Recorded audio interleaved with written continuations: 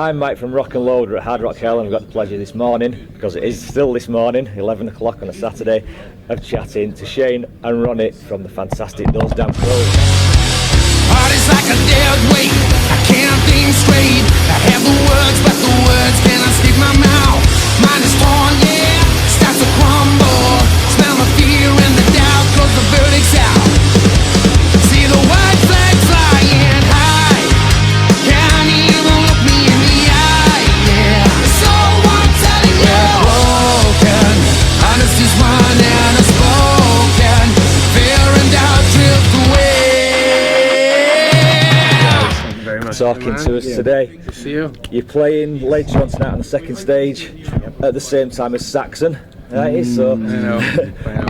What are you going to do to drag that crowd over? Which I'm going to do. I'm going to come and see you. Good man. Thank you very much. Because I love your music. Brilliant. So I'm just hoping everybody else has picked up on that and they're a bit intrigued and they want to come and watch the Crows. So that'd be great.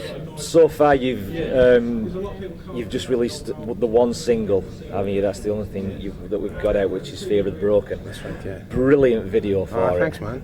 As well, fantastic song, brilliant video. So the album is also just been recorded, hasn't it? Which it hasn't been released yet. Which is called "Murder and the Motive." That's right. So just tell us about the songs, the album title, the kind of songs that you've got on the album. I know it was recorded, but you can tell us about that as well. So go on. There's 13 tracks on the album. Hoping to be released next year, early next year. Have you any idea what a date? We don't at the minute. Even? It's been ready for a while, but we're just waiting on management to come up with a date to release next year. 13 tracks on it. It's exactly what it says in the tin. It's rock and roll, back to the old way of what we grew up listening to. Lots of influences across the board, from the bands like Nirvana, Foo Fighters, to there's AC/DC sort of riffs in there. You know, there's a bit of everything. Buzzing really to get it out. Can't wait. It's been a bit too long. It's been really frustrating, hasn't it? You recorded it at Rockfield, in Monmouth, didn't you? When was it recorded? A year ago. Really? Well, it's not as simple as that. The drums were recorded a year ago. Then about a month later, we went back to finish the vocals. Then we sat with it for a while, and we had a bit of advice because we know a few people in the industry, and they thought maybe it could do with a couple more tracks. So we went with another guy, Ramesh, in Cardiff, and put an extra two tracks. We wrote a few more, so we wrote about 4 or 5 tracks, selected the best After two. the original recording? So we wrote like 20 songs, got it down to 12. Was the initial album 12? The initial album was 12. 12, and then only to be told, you know, it's great, but they feel a couple more would have made it even stronger, because especially in 2015-16, the way the industry is, you need to hit them with everything you've got. So we went back and chose the best 2, re-recorded them. The whole record's mixed and mastered, and frustratingly just sitting there. Is the album cover art done and everything? Is it everything finished? Concept's there, and so that can easily be done. We got people on board. It's just kind of, we don't want to go too far ahead, because it's been nice and a compliment that people are kind of taking interest and seeing what we're doing, but we don't know what we're doing, because when other people start getting involved, you kind of slow down on your own control of the horse, like, you know. And you like to be in full control of everything. Well, we like to do as much as we can, because just you know where you are then, you know. But sometimes it's not the way it works, so just go around fire a minute, but itching for it to get out and people to hear it. Yeah, I can see that. Because I mean, you know, people have heard that one track and it's created a little bit of a buzz, and people love the video and they comment on it, and it's just, we think that's a really good track, but it's probably not our best one, so we're just itching for people to hear the album in its entirety, come into shows, and that's when you can really, you know, they want to hear certain songs, and it's like you can recreate that sound live then and give them the show that they deserve, really, you know. So. And we're all really creative, so we're trying to stop writing album number 2, because we're well ahead, you know what I mean. So it's not trying to confuse what we're doing at the moment, but he's stocking songs up, I'm stocking songs up, Shining and the boys are stocking songs up. So in hindsight, it's been a blessing, really, because there's 2 songs on the album that wouldn't have been on there if there wasn't someone else coming in and saying stuff. And the 2 songs that have gone on there, I think are probably the 2 strongest songs on the album. Yeah, they're really, really strong.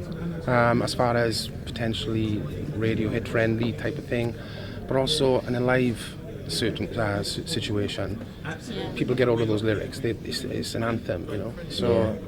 I mean, you've got a decent length of set tonight, haven't you? Is it about an hour? Yeah, it's an hour. Yeah, it's going to be a pleasure. So you can fit a lot of songs in that set. Yeah, we're basically one short away from the album, I think, isn't it? We're doing 12. Well, no, we got the whole album on there, and then we've got a spare that we haven't put in for tonight. So it's basically the album in its entirety. So. Excellent.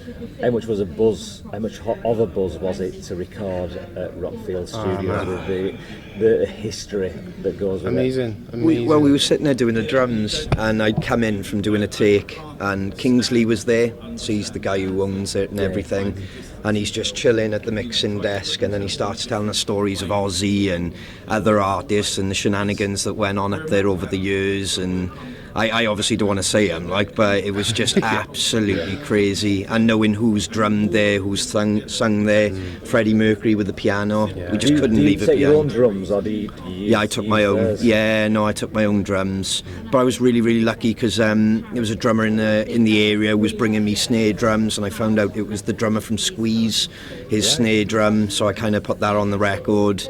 We were just really blessed, weren't we? It was a really good time. Man. It was an amazing time. And I think years of being in bands, it was let's go big or not bother. Yeah. You know, it was because we kind of self-funded everything. Right. So we thought, well, let's get the best drum sound we can possibly get. Let's get the best vocal sound.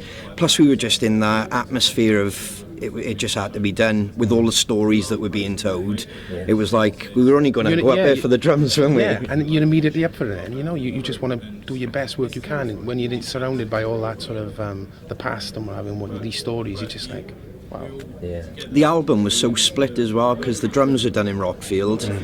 The guitars were done with Padge from Bullet for My Valentine. Yeah.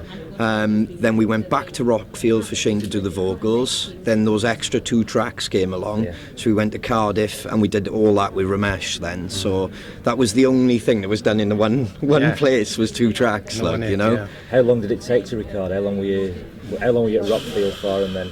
Drums was 4 days, but we were really chilled with it. Loads of coffee breaks, taking everything in. Then the vocals was the same. 4 days. 4 days.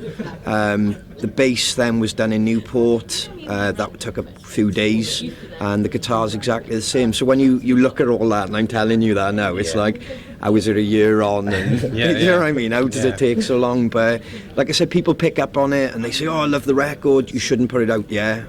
And then you get guided, and then we've all been about the shows, getting back and forth to London. So yeah, you're getting quite a name for yourselves in London, aren't you? it's nice. It's really nice. Great, man.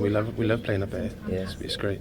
I think the shock was Gentleman's Pistols, wasn't it? We supported them in the Underworld. Supported them, haven't you? And we did one of the new songs that just about made it to the record, like Shane said, which is one of our strong songs, and everyone started singing it back. And that's not even released, so that's not even Fear of the Broken, the video. You've got your YouTube documentary, which I urge anybody to watch because it's fantastic. It's in 2 parts, isn't it? The bit I liked the best wasn't the bit that I liked the best, because the songs and everything about the best, but the dog at Rockfield. Oh, Kenny Dalglish. Yeah, no, brilliant. Yeah, he was everywhere, wasn't he? Well, it was like Nick Bryan, that's his dog. And we just didn't know who he was, if we're honest, at first. It's Nick guy, having a coffee, and then you get told he's worked on the Oasis album, and then the Royal Blood producer was up there at the time. So you were just mixing with people, and it was like, wow, you know, and they're popping their heads in going, whoa, that's sounding great.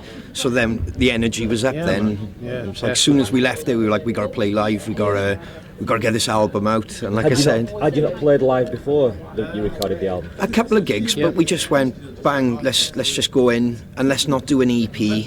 There were so many songs there to do an EP, which maybe would have been a better strategy, but we were like, right, let's just go to Rockfield, let's give it the best possible chance to this guy. And like I said, people started picking up on it then. And the thing is, we had when we demo songs, we all got studios ourselves. So it was almost a case of, we got all these songs here, why wait? get it down. So went to a proper rock studio and did just that. So Do you all write? yeah, All write songs? I mean, collaboration? lyrically, myself and Ronnie do it. There's elements of like riffs from the other boys, but it's like I just said in one of the other interviews, it is a collaboration, because without those riffs we can't take it any further. But yeah, it just, what's important is the sound of the Crows, and we haven't strayed from that. And every song we've done at the minute is sounding like a band, and I think that's what makes a band. You know, it's that. It comes across as well. I know I haven't heard the album yet. I've only heard what's on YouTube. I heard the single, but it comes across the melodies, and it's just the hooks, and they're just mate, good, that's great. straight down the middle, good rock songs. Yeah. Which will hopefully take you far. It'll take you a long way. I hope so, appreciate because that. we've played with a few bands, and there's nothing against them. They're cracking bands, but they've got all this, high technology of plugging this in, plugging that in. They've got synths coming through and everything, and it's fantastic. It works, but we're very much put your guitars in. I hit the drums really hard, and he can actually sing, which absolutely. it really, It's really one helps. of the first shows we did in London was up in Camden in the Barfly, and the sound guy, there was a few bands on that night, and fantastic bands and fantastic musicians. But we got done our sound check, and we just literally like plugged in and played, and the sound guy was just like, you just plug it in and play it. There's no laptop, there's no Pro Tools, it's like. And we were like, well, that's the norm for us. Isn't that the way it should be? But I'm not against any of those things that make a sound better live. But for us personally, watching bands like Nirvana, the Foo Fighters, Bruce Springsteen, it's like, that's what you go to see a live show for. What's the point of cheating the audience, showing them what you could listen to in the car? So hopefully we bring that energy live, and that raw, energetic sound, that should only be captured live. There's no point jumping in a car, listening to an album. If you want to go and see go and see that live, you can do that in a car, So, I don't know, it's taking it back. We were influenced by those bands I just mentioned, and I just think people have forgotten that. Just plug in and play. Yeah. You should be able to create something half decent. That's Just a plug great in and philosophy. play. But if you've got the songs as well, you should be able to do it.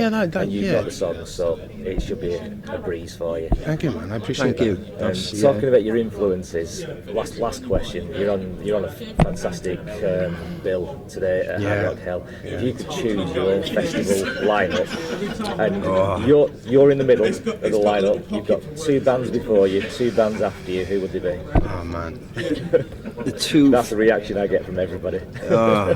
Oh God. For me, it'd probably have to be Queen when Freddie was here. Yeah. Just because the mentioned enormity, a few that would times. be phenomenal, and seeing Freddie perform and his voice in my way with that performance. And then I'm a massive fan of Dave Grohl, so Yeah. whether it be the Foo Fighters or Nirvana, I'd be mixed there. Yeah. Them Maybe a two kind of bands for me, collaboration. that'd be So phenomenal. they do Can you half a imagine set that? of Nirvana. Can you imagine that? Do you know what I mean? I had that the other day. One was Queen and Led Zeppelin yesterday. Oh, You know, Queen and Led Zeppelin headlining together, and they do one song each. That'd be phenomenal. But then there's AC/DC, the Police. Oh, Police. You know what I Police. mean? So It's, who's coming on before you then? oh my God. The Police opening.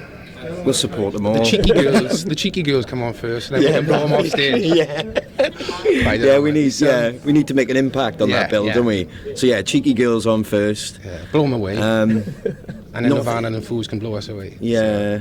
They're phenomenal. So, From what I've heard, you've got every chance of blowing every other band away. oh man, that's really nice of you to say. Honestly, Thanks a lot. I'm so much looking forward to one of the bands that I'm looking forward to most seeing this weekend. brilliant, thank we you only so had much. 4 hours sleep last night, but you're all late tonight, but I'll definitely make sure I come and see you. That's brilliant. So, Thank you so Ronich, much. thank you man. very much. Thank you It's very much. Thank you been very good luck much. tonight. Thank you, Good luck thank for the you. future. Hopefully see you again real soon. Definitely. Thank Cheers, you. guys. Thank you. Thank you.